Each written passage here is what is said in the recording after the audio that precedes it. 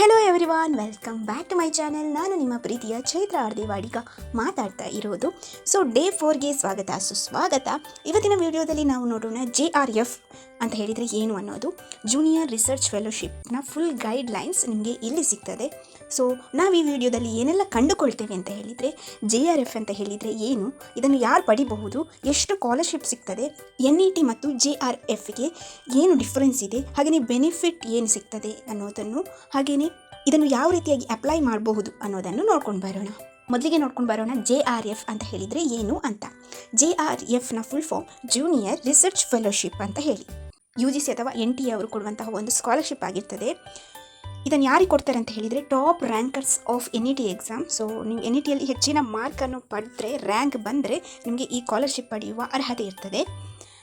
ಇದು PhDಗೂ ಹೆಲ್ಪ್ ಆಗ್ತದೆ, ಹಾಗೆಯೇ ರಿಸರ್ಚ್ ಮಾಡಲಿಕ್ಕೂ ಹೆಲ್ಪ್ ಆಗ್ತದೆ, ಫುಲ್ ಟೈಮ್ ರಿಸರ್ಚ್ ಮಾಡಲಿಕ್ಕೂ ಹೆಲ್ಪ್ ಆಗ್ತದೆ. ಎಲಿಜಿಬಿಲಿಟಿ ಏನೆಲ್ಲ ಬೇಕು ಅಂತ ಹೇಳಿದರೆ, must qualified in NET plus B in top 6%, 6%ನ ಒಳಗಡೆ ನಿಮ್ಮದೊಂದು ಸ್ಕೋರ್ ಆಗಿರಬೇಕು, ರ್ಯಾಂಕ್ ಬಂದಿರಬೇಕು, ಹಾಗೆಯೇ NETಯಲ್ಲಿ ಕ್ವಾಲಿಫೈಡ್ ಆಗಿರಬೇಕು.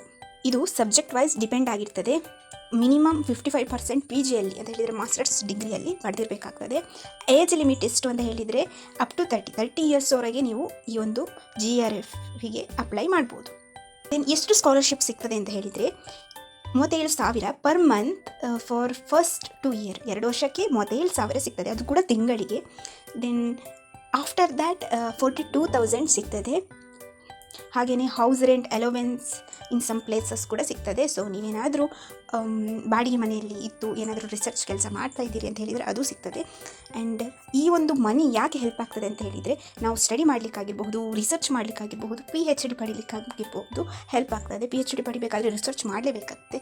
ಸೊ ರಿಸರ್ಚ್ ಮಾಡಬೇಕು ಅಂತ ಹೇಳಿದರೆ ಅಲ್ಲಿ ಓಡಾಡೋದು, ಇನ್ಫಾರ್ಮೇಷನ್ ಕಲೆಕ್ಟ್ ಮಾಡೋದು ಅಂತ ಹೇಳಿ ತುಂಬ ಖರ್ಚುಗಳಿರ್ತದೆ. ಸೊ ಅದಕ್ಕೆಲ್ಲ ಈ ಒಂದು ಸ್ಕಾಲರ್ಶಿಪ್ ಹೆಲ್ಪ್ ಆಗ್ತದೆ. JRF ಮತ್ತು NETಗೆ ಏನು ಡಿಫ್ರೆನ್ಸ್ ಇದೆ ಅಂತ ಹೇಳಿ ನೋಡೋಣ. ಈಗ ಕ್ವಾಲಿಫಿಕೇಷನ್ ನೋಡ್ಕೊಂಡು ಬರೋಣ. NET ಬರೆದ್ರೆ ನಾವು ಲೆಕ್ಚರರ್ ಆಗಲಿಕ್ಕಾಗ್ತದೆ. ಅದೇ JRF ಬರೆದ್ರೆ ಲೆಕ್ಚರರ್ ಜೊತೆ PhD ಸ್ಕಾಲರ್ಶಿಪ್ಪನ್ನು ಕೂಡ ಪಡೀಲಿಕ್ಕಾಗ್ತದೆ. NET ಎಕ್ಸಾಮ್ ಬರೀಲಿಕ್ಕೆ ನೋ ಏಜ್ ಲಿಮಿಟ್, ಬಟ್ JRFಗೆ 30 ಇಯರ್ಸ್ವರೆಗೆ ಲಿಮಿಟೇಷನ್ ಇರ್ತದೆ. NET ಎಕ್ಸಾಮ್, ನೆಟ್ ಎಕ್ಸಾಮ್ ಬರೀಲಿಕ್ಕೆ ಮನಿ ಸಪೋರ್ಟ್ ಅಂತ ಹೇಳಿ ಸಿಗೋದಿಲ್ಲ, ಬಟ್ JRFಲ್ಲಿ ಮಂತ್ಲಿ ಸ್ಕಾಲರ್ಶಿಪ್ಪನ್ನು ಪಡೀಲಿಕ್ಕೆ ಸಾಧ್ಯ ಆಗ್ತದೆ. ಹಾಗೆಯೇ NETಯಲ್ಲಿ ಜಸ್ಟ್ ಪಾಸಿಂಗ್ ಮಾರ್ಕ್ ಬಂದರೂ ಸಾಕು, ಬಟ್ ಇದರಲ್ಲಿ ಹಾಗಲ್ಲ. ಟಾಪ್ 6% ಇನ್ ಯುವರ್ ಸಬ್ಜೆಕ್ಟ್, ನಿಮ್ಮ ಸಬ್ಜೆಕ್ಟ್ನ ಒಂದು 6% ರ್ಯಾಂಕ್ನ ಒಳಗಡೆ ನಿಮ್ಮದೊಂದು ರ್ಯಾಂಕ್ ಬಂದಿರಬೇಕಾಗ್ತದೆ. ಆಗ ಮಾತ್ರ ಈ ಒಂದು ಸ್ಕಾಲರ್ಶಿಪ್ಪನ್ನು ಪಡೀಲಿಕ್ಕೆ ಎಲಿಜಿಬಿಲಿಟಿಯನ್ನು ಹೊಂದಿರ್ತೀರಿ. ಅಪ್ಲೈ ಮಾಡೋದು ವೆರಿ ಸಿಂಪಲ್ ವೇ. ಯಾವಾಗ ನೀವು NETಗೆ ನೆಟ್ ಎಕ್ಸಾಮಿಗೆ ಅಪ್ಲೈ ಮಾಡ್ತಾ ಇರ್ತೀರೋ, ಅಲ್ಲೊಂದು ಪಾಯಿಂಟ್ ಮೆನ್ಷನ್ ಆಗಿರ್ತದೆ. ನೀವು ಅದಕ್ಕೆ ರೈಟ್ ಕ್ಲಿಕ್ ಮಾಡಿ and apply for JRF and assistant professor ಅನ್ನೋದಕ್ಕೆ ಕ್ಲಿಕ್ ಮಾಡಿದರೆ ನೀವೊಂದು ಆ JRF ಸ್ಕಾಲರ್ಶಿಪ್ ಪಡೀಲಿಕ್ಕೆ ಅಪ್ಲೈ ಮಾಡಿದ ಹಾಗೆಯೇ. ದೆನ್ ಈ ಒಂದು JRF ಎಕ್ಸಾಮ್ನ ಬೆನಿಫಿಟ್ಸ್ ಏನು ಅಂತ ಹೇಳಿದರೆ, ಮಂತ್ಲಿ ನಿಮಗೆ ಸ್ಟಡಿಗೋಸ್ಕರ ಇನ್ಕಮ್ ಬರ್ತಾ ಇರ್ತದೆ, ಹಾಗೆಯೇ PhD ರಿಸರ್ಚ್ಗೆ ಸಪೋರ್ಟ್ ಸಿಗ್ತದೆ, ಹಾಗೆಯೇ ರಿಸರ್ಚ್ ಬೇಸ್ಡ್ ಕೆರಿಯರ್ ಮಾಡಲಿಕ್ಕೆ ಸಾಧ್ಯ ಆಗ್ತದೆ. ಫಾರ್ ಫುಲ್ ಟೈಮ್ ರಿಸರ್ಚ್ ಮಾಡೋದಾಗಿರ್ಬಹುದು, ಅಥವಾ PhD ಪಡೀಲಿಕ್ಕೆ ರಿಸರ್ಚ್ ಮಾಡೋದಾಗಿರ್ಬಹುದು. ಟಾಪ್ ಯೂನಿವರ್ಸಿಟಿಯಲ್ಲಿ ಆಕ್ಸೆಸ್ ಆಗಲಿಕ್ಕೆ ಸಾಧ್ಯ ಆಗ್ತದೆ. ಸ್ಕಾಲರ್ ಎಂಬ ರೆಸ್ಪೆಕ್ಟ್ ಸಿಕ್ಕಿ ಸ್ಕಾಲರ್ಶಿಪ್ ಪಡೀಲಿಕ್ಕೆ ಸಾಧ್ಯ ಆಗ್ತದೆ. ನಂತರ ನೀವು ಲೆಕ್ಚರರ್ ಆಗಲಿಕ್ಕೆ, ರಿಸರ್ಚರ್ ಆಗಲಿಕ್ಕೆ, ಸೈಂಟಿಸ್ಟ್ ಆಗಲಿಕ್ಕೆ ಕೂಡ ಇದು ಹೆಲ್ಪ್ ಆಗ್ತದೆ. ಇದಾಗಿತ್ತು ಇವತ್ತಿನ ಮಾಹಿತಿ. ನೀವೇನಾದರೂ ಈ ಒಂದು JRF ಸ್ಕಾಲರ್ಶಿಪ್ಪನ್ನು ಪಡಿಬೇಕು ಎಂಬ ಆಸಕ್ತಿಯನ್ನು ಹೊಂದಿದರೆ, ಖಂಡಿತವಾಗಿ ನೆಟ್ ಎಕ್ಸಾಮ್ ಬರೆಯುವ ಟೈಮಿಗೆ, ಅಪ್ಲಿಕೇಶನ್ ಹಾಕುವ ಟೈಮಿಗೆ ಇದಕ್ಕೆ ಕ್ಲಿಕ್ ಮಾಡಿ. ಸೊ ನೀವು ಲೆಕ್ಚರರ್ ಪ್ಲಸ್ ರಿಸರ್ಚರ್ ಆಗಲಿಕ್ಕೆ ಸಾಧ್ಯ ಆಗ್ತದೆ. ಬಟ್ ಸ್ಕೋರ್ ಮಾಡೋದಂತೂ ಇಂಪಾರ್ಟೆಂಟ್.